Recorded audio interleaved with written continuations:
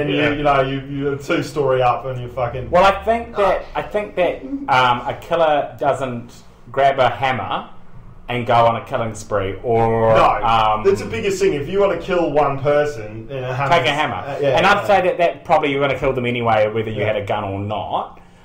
I'd say you'd probably... No more than likely you'd be in a relationship with that person. But probably because you don't just... Or you know them. You don't go out killing people with hammers that you don't know. Normally they've got a grudge, you're holding a grudge, you're going to strangle them, you're going to kill them, you're emotionally tied. Yeah. With a gun though, you've got a gun, you're at the firing range. So I've seen a lot of... There's a disconnect. And I see that there's a lot of stuff in the news recently about... And if we want to go further with that... People killing their own kids with guns. The disconnect with the drones now. That is a fucking disconnect. That is so awful. Well, how many American citizens have died from drones? You have to go through the consequences and the emotions. Didn't they pass 3? 3. Exactly right.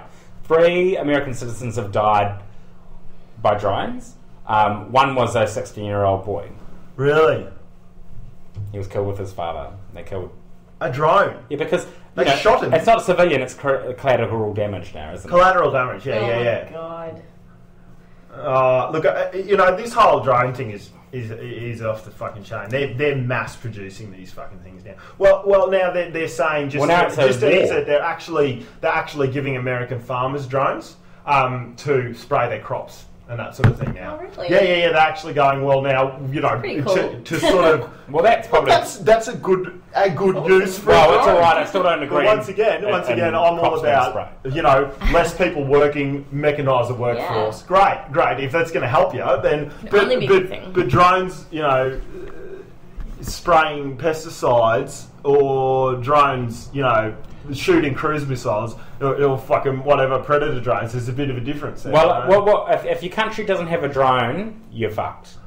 Essentially, because that's the new war. A fleet of drones, yeah. Or have control of space. And here you go, you're going into North Korea now, which you talked about earlier on. North Korea want to get into space. Well, America wants to dominate space. Yeah. Don't they own the moon? America, apparently, yeah. Ever since they put that flag on it, I think they own the flag. If they went there. If they ever, I mean, that's a whole other thing. It's sort of like, the reason why we went into space so rapidly and so fucking... we're in a race against the USSR. When we say the Americans. Yeah, that's the only way this technology and gets... because America, indeed Russia, was the first country to go into space. Yes. But America was the first country to land on the moon. So, and this was all during this sort of Cold War period, earlier on in the Cold War period. This is all about who was going to weaponize space first. That was a big thing. That's what pushed this. So I wouldn't be surprised if space isn't weaponized already. I believe that America's goal was to have a dome around the world where they can control, let's say, China goes to war or whatever goes to war, they can take out their communication systems, their satellites. It's not very good going to war when you can't communicate with who's trying to organise the thing. No. So that's probably the next goal. They've got their drones in there. They're all ready to go with their drones, and the drones are pretty ruthless. Obviously we saw what happened in Israel a couple of months ago, which caused the conflict between Israel and Palestine to start up again. Yep. They took out one of Palestine's top military officials with a drone. Yep. Precise, but they could have still been collateral damage. No, but they also did kill quite a few fucking civilians. I think they bombed a school. I think they hit a school too. But I won't go into specifics because I don't know them off the top of my head. But let's be serious.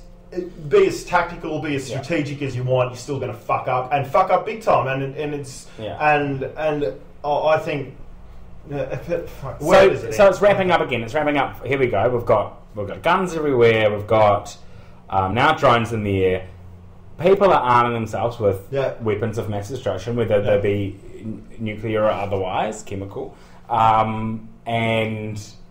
Do we get to a stalemate eventually where there's a stalemate where you fuck me over, I destroy you, but you destroy me at the same time? Let's look at stalemate. This. I mean, you've got these couple of countries outside the sort of economic bounds of what is happening around the world, and what is Australia one related back. No. I'm saying you got a couple of these countries that are outside the logistics of of being controlled by the World Bank or the Senate, or the, what countries are they?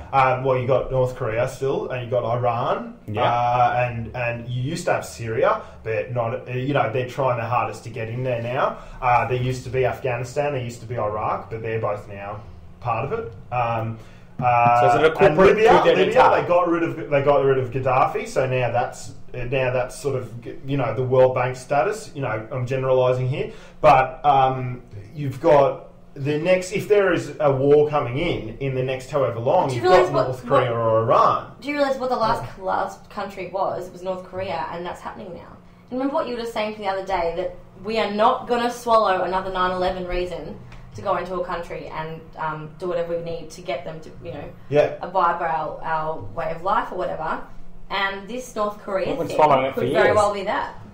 Well, I mean, the last stand. They're the last country. Well, Iran and North Korea are the last. Well, I think Iran are the big one because, I was talking to Tess earlier today. I watched this lecture on this guy that predicts that studies a lot about predictions from a lot of scholars around the world, and he talks about the world going in these cycles of you can predict human behaviour, and he talks about cycles from astrological cycles of through Roman times, through all these times. So instead of things being linear, and let's say we're progressing, there are cycles. We have good times in life, and then the world turns fucked. And then it turns fucked, dark ages, all this sort of stuff, so it goes up and down, and he's predicting, and he's saying, well, look, he said in about 2014 or 15 is this next cycle of this next really big war that he's talking about, and what Nostradamus predicted was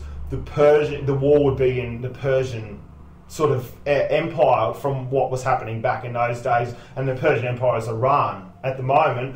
So you got to look at Iran as a smart country. They're a big country. They're quite large. Mm-hmm. They've got, I think, 100 million or something. I don't know. They've got quite a few people in the top 10 in the world. They're quite well militarised. They got a bit of money, even though they got sanctions coming out their arse.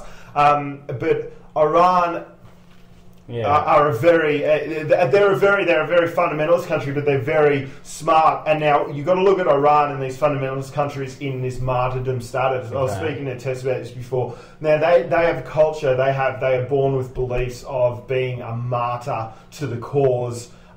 There's been recorded conversations with the Iran president, or sheikh, or whatever the fuck he is, I don't know, saying that he wants there to be a jihad, a holy war with Muslims against the rest. Now, Muslims is 1 in 5, 1 in 6, people in the world, and fundamental Muslims is basically the whole Middle East. He wants a jihad because there's no way that Iran is going to beat the rest of the world in a war.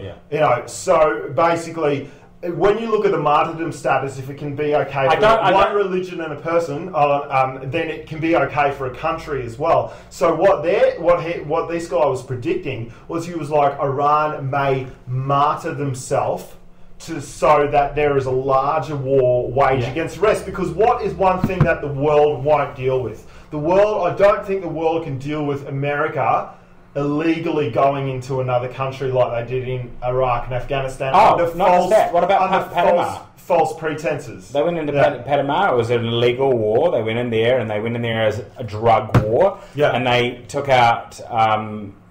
they pretty much took ownership of the Panama Canal, which is a shipping route. They've done lots... To Panama. It was ages ago, wasn't it? 70s? No, 70s, 60s, 70s. Over the years they've done lots of different things. But what they're doing, and do you know what's really interesting now, is if you look at the American media and how they sell go ahead. their story to... how they sell their story to the American public. Yeah. The winner of the BAFTA and a lot of awards is Argo at the moment, which is set in Iran.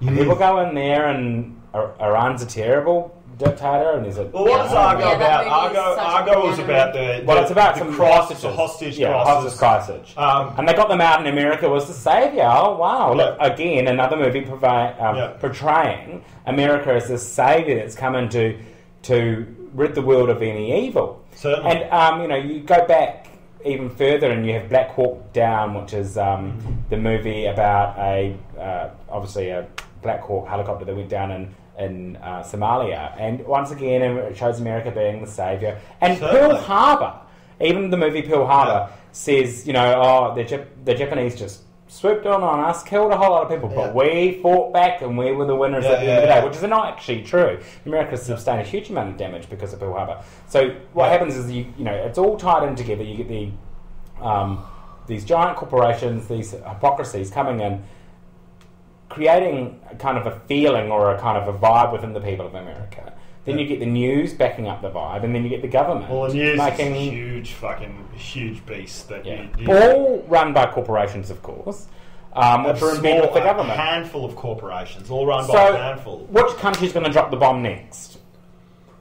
Well, who would drop the bomb? They're the only two countries to actually drop a bomb. Yeah. Well, the only one country to drop two bombs.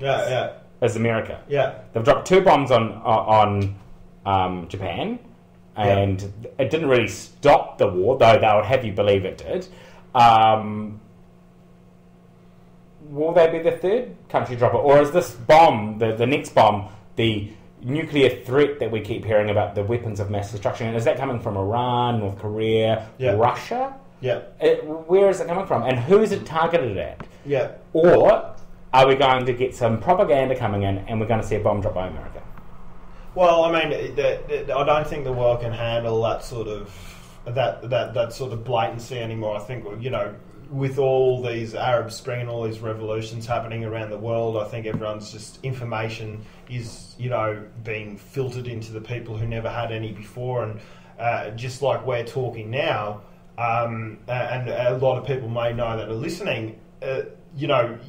We know about these things that have happened in the past, and hopefully we're strong enough not to be able to make those mistakes again.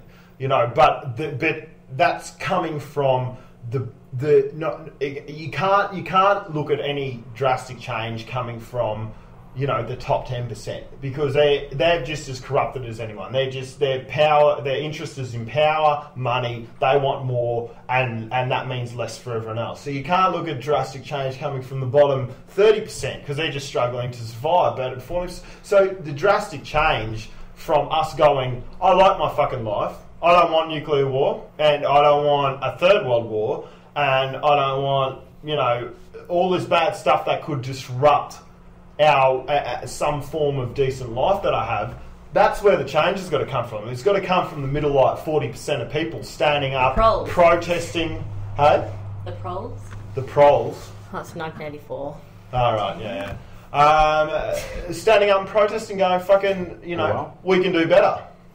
Were you bringing up, I just want to go back onto this Chris Dorner guy. Did you bring up how many people? 3 people. He's killed 3 cops. 2 cops and a person. And didn't he kill? I think he killed another cop today. And he's killed an engaged couple due to be married, who were his boss's children. Yeah. He killed them first. Oh. So well, he's pretty mean. He had targets. Yeah, he had targets. He wrote a whole modus operandi on the internet. He did. But I mean, a lot of stuff that you can read on the internet now about conspiracy theorists and that, thinking about what's actually happening in the context of America. They're saying, they keep saying it's a hoax. The first thing to say to discredit somebody is call it a conspiracy theory. Yeah, you're discredited it almost immediately. Well, they say. Yeah. We need to investigate facts further, and I think sometimes people are scared to investigate the facts further. Seriously, if you look back in the whole of our life, has there, let's say in the American context, are you okay? Yeah, I'm just making stewed plums. In the American context, have you ever known of as many multiple fucking massacre, violations of humanity happen in the space of this time? Like, there's always a sporadic, every 6 months there might be a massacre somewhere in the world or something. But in America, there's been There's like in the past month or 2 months, there's been like just massive losses of life. Well, there's always been massive losses of life. If you look through the dark ages where we're, you know, I'm just speaking about public on public sort of like. But what I mean is that what I'm trying to get to is that you talk about, you know, we think that we're progress, we think we're smart.